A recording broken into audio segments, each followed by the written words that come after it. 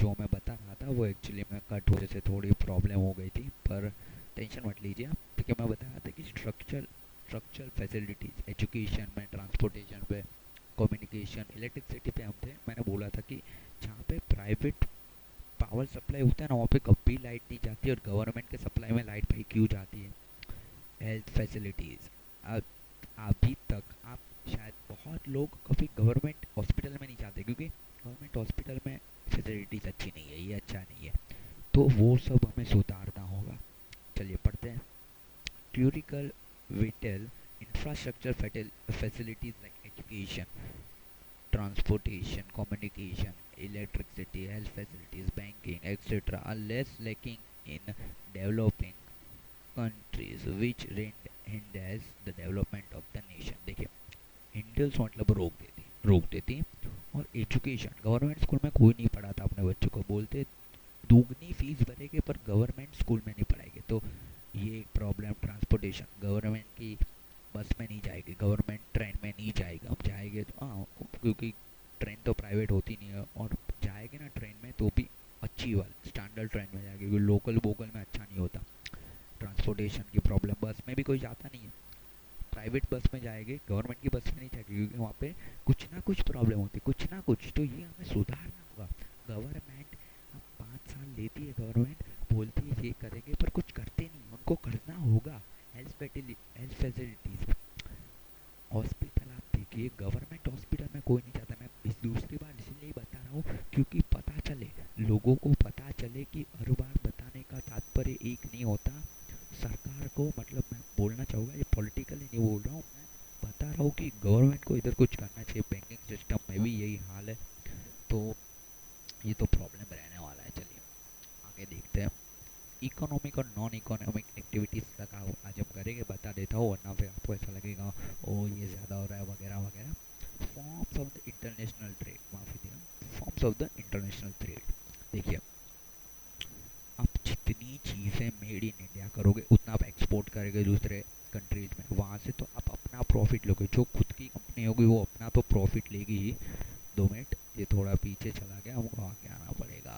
ये रहा, okay. Structure, हम जितना एक्सपोर्ट करेंगे, मैं बता रहा था कि हम जितना अपनी चीज़ें एक्सपोर्ट करेंगे, हम खुद तो अपनी कंपनी के प्रॉफिट लेंगे, ऊपर से गवर्नमेंट भी टैक्स लेगा, तो गवर्नमेंट को भी प्रॉफिट होगा। तो हमें हो सके उतनी चीज़ें इंपोर्ट कम करनी है, हमें इंपोर्ट कम करना है, एक्सपोर्ट ज़्यादा करना है, जिससे हमें फ़ायदा हो सके। देखिए इसमें लिखा हुआ है, so less income is gain by the exporting this good. देखिए, हर एक गुड की बाद में आप ऐसा बोलोगे कि हर एक गुड्स की क्यों बता देता हूँ।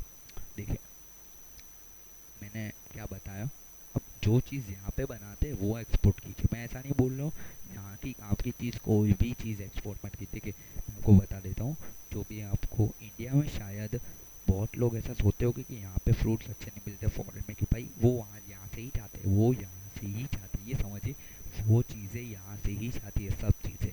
हमको खाली बेकार मार मिलता है इधर, बेकार चीज़ें इधर मिलती है, और अच्छी वाली चीज़ें फॉरेन चली जाती है। तो वो सब एक्सपोर्टेशन हमें रोकना होगा। और इधर हमें wealth, imports include industrial products and machineries. Imports include, imports हम इधर के इधर ही बनाएंगे, तो हमारे इधर के लोगों को बेचेंगे, तो हम लोग को फ़ायदा होगा, ऑफकोर्स होगा। उसकी वजह से चलिए पढ़ लेते एक बार। Structure of the foreign trade of the developing countries is different. Countries mainly, 2 minute, हाँ ये थोड़ा प्रॉब्लम हो जाता है कभी कभी। These countries mainly export agro products and farm products as well as minerals. This type of product have less demand and less raw rate. देखिए मैंने बताया आपको, इधर से आप कुछ भी चीज़ एक्सपोर्ट करोगे ना, फ्रूट फार्म प्रोडक्ट्स, तो वहाँ पे उन लोग का करेंसी बड़ी होगी, तो आपको जितना फ़ायदा होना चाहिए ना उतना होगा नहीं। पर आप इधर से इंडस्ट्रीज वेस्ट और ये सब करोगे, आपको फ़ायदा भी होगा। इसमें लिखा हुआ, so less income is gain by the exporting these goods, where the imports include industrial products and machinery. हम import करते हैं कुछ चीज़ें, हम import करते हैं इंडस्ट्रियल प्रोडक्ट्स, मशीनरीज। हमारे पास इतनी मशीनरीज है नहीं, हमको import करना ही पड़ता है, क्योंकि हम बना ही नहीं पाते उनकी जैसे छोटी चीज़ में ज़्यादा काम हम कर ही नहीं पाते। हमको ज़्यादा चाहिए, साइज़ भी बड़ी चाहिए, मशीन भी बने बड़े बनेंगे, और ज़्यादा चलता भी नहीं, उन लोग का चलता भी है छोटी जगह रोकते, कम जगह रोकते, रोबोटिक्स वर्क होने लगे अभी, उसकी वजह से वो लोग फायदे ले रहे हैं। मैं आपको बताता हूँ उसकी वजह से वो लोग फायदा ले रहे हैं। As the cost of this product is more, so expenses on import rise. Thus, as the condition of the foreign trade adverse, there is increase in foreign debt. Thus, we've seen above mentioned features in developing countries as the Indian economy is developing. All these features are related to Indian greater or the lesser measure. Yes, सही है, इसमें लिखा हुआ है in as the Indian economy is developing, वापिस पढ़ रहा हूँ, इंडियन इकोनॉमी डेवलप हो रही है, उसकी वजह से हमें हमारे पे ये सब चीज़ें लागू होती है, सबके सब फीचर लागू होते हैं। ऐसे बोला, ऐसे मत समझिए, ये सबके सब फीचर हमारे पे लागू होते ही है and are related to the Indian in greater और lesser manner.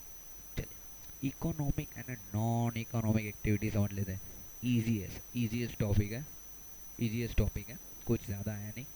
Before studying about Indian economy, let us know economic and non economic activities. देखिए, बता देता हूँ आपको नॉन इकोनॉमिक और इकोनॉमिक एक्टिविटीज़ का मीनिंग। ईजी है, देखिए, इकोनॉमिक एक्टिविटी मतलब क्या होती है पता है, जिसमें आपको spend means earning and spending money of exchange commodities. देखिए, आप कुछ मनी देते हो, कुछ मनी लेते हो। जैसे कि आपको एक मस्त एग्जांपल देता हूँ, मैं इसकी पीडीएफ भी मैंने बोला था पिछले वीडियो में भी कि टेलीग्राम में आप ज्वाइन कर लीजिए। अभी तक आपने ज्वाइन ना किया तो ज्वाइन कर दीजिए, लिंक मैंने डिस्क्रिप्शन में दी हुई है।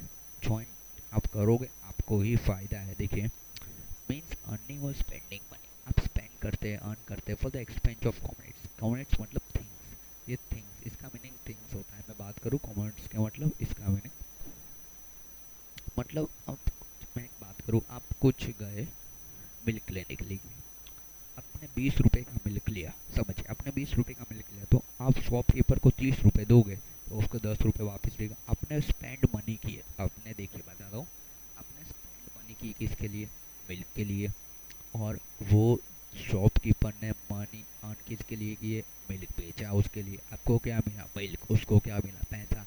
मतलब ये एक्सचेंज ऑफ द कमेंट्स हुआ ऑफ कोर्स हुआ। तो इसको इकोनॉमिक एक्टिविटीज़ बोलते हैं, समझ गए। हाँ, मैं लाइन टू लाइन समझा रहा हूँ, पर खाली बता रहा हूँ आपको कि कुछ ऑक्यूपेशन के लिए भी कभी कभी पैसे लेते हैं। हम आर्ट आर्ट करते तो आर्ट के लिए पैसे लेते।